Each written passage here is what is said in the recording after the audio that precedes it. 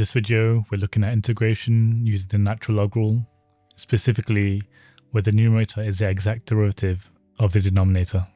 The question reads, integrate the following with respect to x.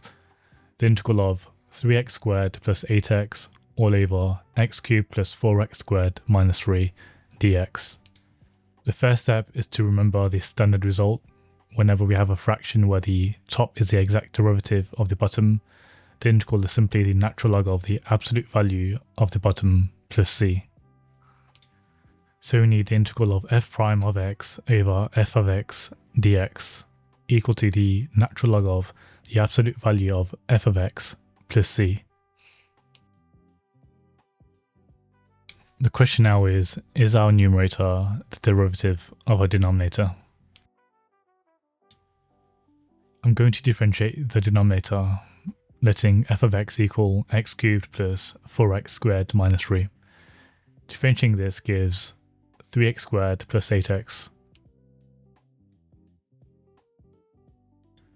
Comparing this to the numerator 3x squared plus 8x, we see they're exactly the same, so this is the exact derivative case.